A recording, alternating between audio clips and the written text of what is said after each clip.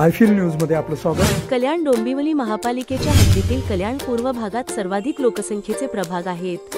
या भागात नागरी वस्त्या मोठ्या प्रमाणात आहेत, तरीही मूलभूत नागरी सुविधा मिळवणे येथील रहिवाशांसाठी आव्हानात्मक बनले आहे। दरवर्षी पावसाळ्यात पडणारे खड्डे 5 ते 6 महिने नागरिकांना आर्थिक आणि आरोग्याच्या बाबतीत त्रास देतात। मात्र पालिका प्रशासनाकडून याबाबत कोणतीही ठोस कारवाई होत नसल्याचे चित्र आहे। कल्याण पूर्वेतील या वॉर्डमधील नागरिक कल्याण पश्चिम किंवा डोंबिवलीतील रहिवाशांपेक्षा कमी कर भरत नाहीत, तरीही सुविधांच्या अभावाने ते हैराण झाले आहेत।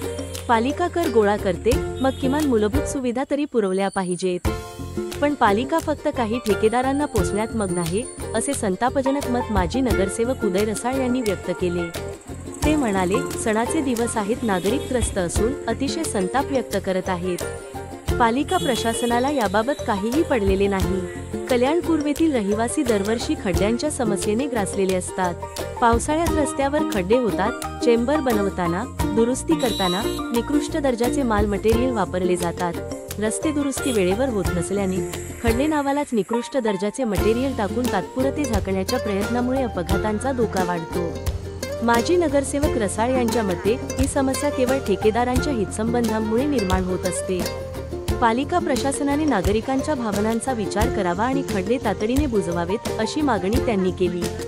आता प्रश्न असा आहे की नागरिकांच्या संतप्त भावना पालिकेपर्यंत पोहोचतील का, आणि खड्डे भरण्याची प्रक्रिया कधी सुरू होईल, याबाबत पालिका अधिकाऱ्यांकडून अद्याप कोणतीही प्रतिक्रिया मिळालेली नाही। या समस्येवर तोडगा काढण्यासाठी नागरिकांकडूनही सामूहिक प्रयत्न अपेक्षित आहेत।